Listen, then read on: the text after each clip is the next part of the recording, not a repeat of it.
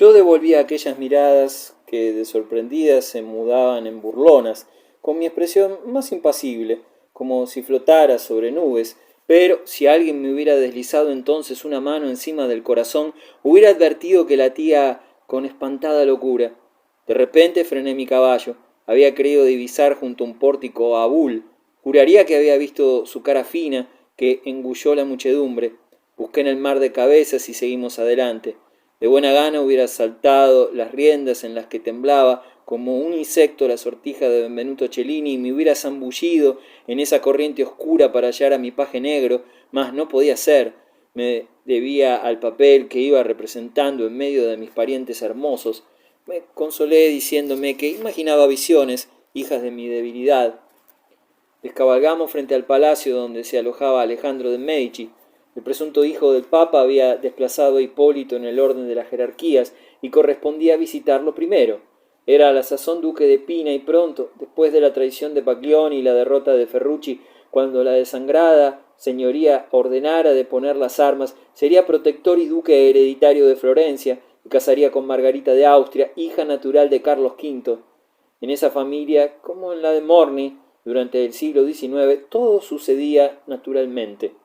Entretanto, su primo, el cardenal Hipólito, se roía las uñas, componía versos, cazaba faisanes e ideaba venganzas sin consistencia.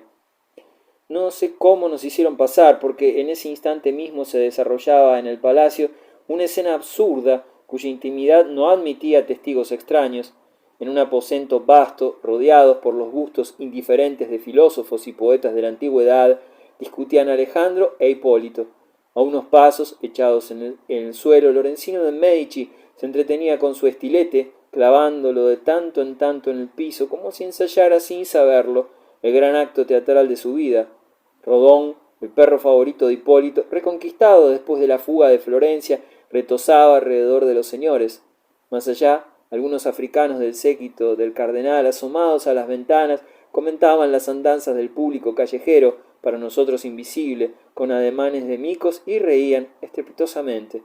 Alejandro giró hacia los esclavos y exclamó furioso: ¡A callar, imbéciles! Los 3 años que habían transcurrido y en que habíamos dejado de vernos habían contribuido a modelar a los jóvenes de la vía larga. Alejandro el moro, vestido de verde, había ganado corpulencia al hacerse hombre. Me miró y la inquina esencial que nos separaba desde que éramos muchachos se restableció intacta, como si no hubiera pasado un día. El cardenal de 20 años se irguió en el oleaje de la púrpura y me abrió los brazos, feliz de encontrar un pretexto para poner fin a la querella que chisporroteaba en el aire. Maherbal y los 3 Orsini, cohibidos, permanecieron en el umbral de la puerta. Yo avancé, y aunque hubiera debido saludar primero a Alejandro, aproveché la circunstancia de que estuvieran juntos y del grado eclesiástico de su primo para inclinarme ante éste y hasta extremando la insidia, y para desquitarme del desdén evidente del duque, llamé a Hipólito, fingiendo que mi turbación me hacía equivocarme, Alteza Serenísima, su título del tiempo en que había sido amo de Florencia. El cardenal me alzó y esquivó mis palabras con un gesto irónico. La Alteza Serenísima ha muerto, Vicino. Ahora soy un padre de la iglesia. Nadie lo hubiera tomado por tal. Parecía un militar, un cazador disfrazado con ropas clericales. Me estrechó y sentí el poder de sus músculos, endurecidos por las justas gimnásticas. Sus ojos, sus ojeras, delataban el desenfreno, pero, a diferencia de los de Alejandro, se encendían de generosidad. Atraje a mis parientes, sin saludar al duque todavía, y se los presenté. Luego repetí ante Alejandro la ceremonia. Me respondió fríamente. Lorenzino, iluminado de alegría, vino a abrazarme y los africanos, volviéndose y descubriendo al príncipe giboso, a quien su señor quería, cayeron de hinojos y tocaron con las frentes el suelo. Hasta Rodón acudió ladrando, resoplando, a ponerme las patas en los hombros y a lamerme las manos. A pesar de la actitud del moro, que descontaba, me colmó de júbilo la recepción, sobre todo porque ella demostraba a los de Bomarzo la intensidad familiar de los lazos que me vinculaban con los sobrinos del pontífice. En ese momento, curiosamente, sentí con plenitud que yo era el duque de Bomarzo. Lo sentí más aún que cuando mis vasallos me habían rendido pleitesía en el castillo después de la muerte de mi padre, porque fue como si Hipólito me hubiera ungido y como si mi esnovismo recibiera, de una gente que siendo ilegítima era tan principal y tan buscada y lisonjeada, la definitiva consagración. Que el lector no refunfuñe y trata de comprenderme, yo era así, frívolo, superficial, siendo, por otro lado, profundo y complejo. Tenía ansias de reconocimientos que me afirmaran en la posición mundana que me correspondía, aunque contaba también con una inmunidad congénita que se afianzaba en mi sangre y en derechos que suponía divinos. Era simultáneamente muy seguro y muy inseguro. De ahí procedía mi desequilibrio, como he ido reiterando en estas memorias, y me encantaba que Maherbale, que sin duda se consideraba con más títulos que yo a la histórica sucesión paterna, y Mateo, Segismundo y Orso, los Orsini iracundos por defraudados, que me habían hostigado con tanta saña en la época del esplendor de Girolamo, cuando me juzgaban una mera sabandija ridícula, tuvieran la prueba rotunda de que yo poseía algo que no había conseguido ninguno de mis dos hermanos, aparentemente superiores, una situación, una autoridad y un valimiento entre los omnipotentes que suscitaban más envidia y frente a los cuales, mal pese a su bastardía y a nuestros antecedentes ilustres, inmemoriales, como a las piedras de Roma y a la altivez de nuestra abuela Diana y de nuestro abuelo, el cardenal Franciotto, no pasábamos de ser unos pequeños y codiciosos caciques provincianos, aunque nos doliese confesar en nuestro fuero íntimo ese menoscabo dentro de las categorías elegantes que por nada del mundo hubiéramos reconocido de palabra, pues nos hubiéramos dejado arrancar la lengua antes de resignarnos a aceptar lo obvio. Ya anticipé que nuestra entrada había interrumpido una disputa. Alejandro, vibrante, los ojos como brasas, todo él comparable con un raro pajarraco verde de cara negra que se balanceaba enfurecido, pretendió detener a Hipólito, quien inició unas explicaciones que subrayaban lo grotesco de su pretensión. Pero era tarde. El duque está irritado porque en la ceremonia del 24, la de la coronación imperial, no le tocará el mismo papel que tuvo a su cargo hace 2 días, cuando su majestad recibió la corona longobarda. Es lo que me corresponde, tronó Alejandro. En aquel acto, añadió Hipólito, el marqués de Astorga llevó el cetro, el marqués de Villena el estoque, Alejandro el globo del mundo, y el marqués de Monferrato la corona de Lombardía. Iban delante de su majestad como 4 antorchas. En cambio, se ha fijado que en la ceremonia de pasado mañana Monferrato llevará el cetro, el duque de Urbino la espada, el duque de Baviera el orbe y el de Saboya la corona imperial. Alejandro lo han dejado afuera. Me las pagarán, rugió el duque. Hablaré hoy con su beatitud. El papa no me niega nada. Ya verán esos insolentes. El papa no podrá modificarlo, arguyó su primo impertérrito, porque el emperador ha establecido esas distinciones. El duque de Baviera representa a los electores de Alemania. ¡Ah, los puercos! Todos son herejes. No lo es el duque de Baviera. Se oyó la vocecita inocente de Lorenzino que, tendido en el suelo, sacudía la cabezota del perrazo. ¿Y eso qué importa? Mi tía Clarice decía que soy el jefe de los Medici y a mí me mandan siempre dentro del montón de los pobres príncipes. Rió, no se supo si como un niño divertido o como un hombre colérico. Los bastardos guardaron silencio unos segundos y lo observaron con curiosidad. Ese niño no era como su primo Cosme, el astuto.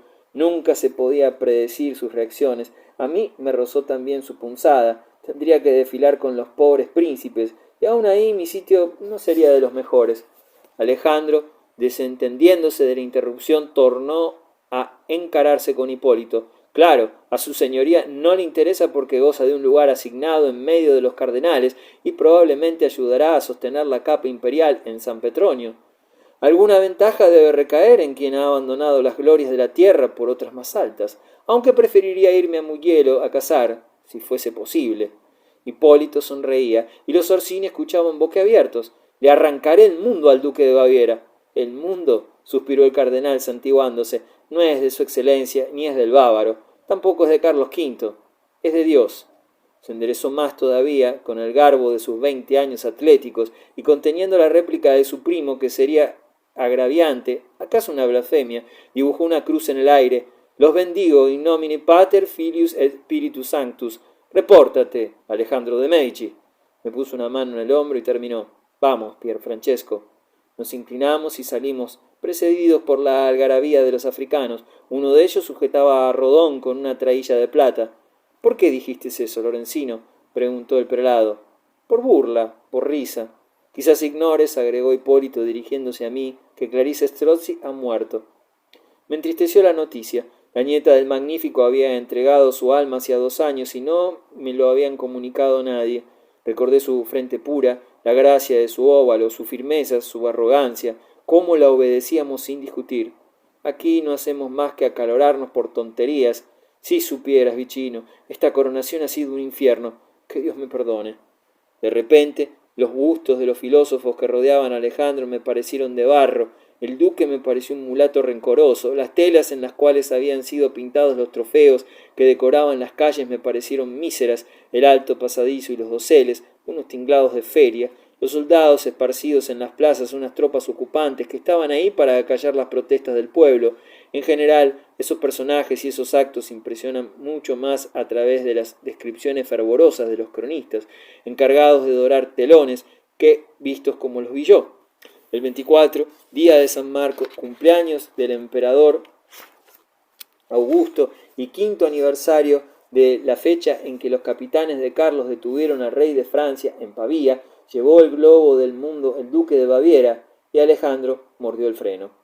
Cuando nos separamos de Hipólito apretados por la multitud que se encrespaba alrededor de su silla de manos, comenté a mis acompañantes lánguidamente: en Florencia peleaban por cualquier cosa, pero son ambos muy discretos.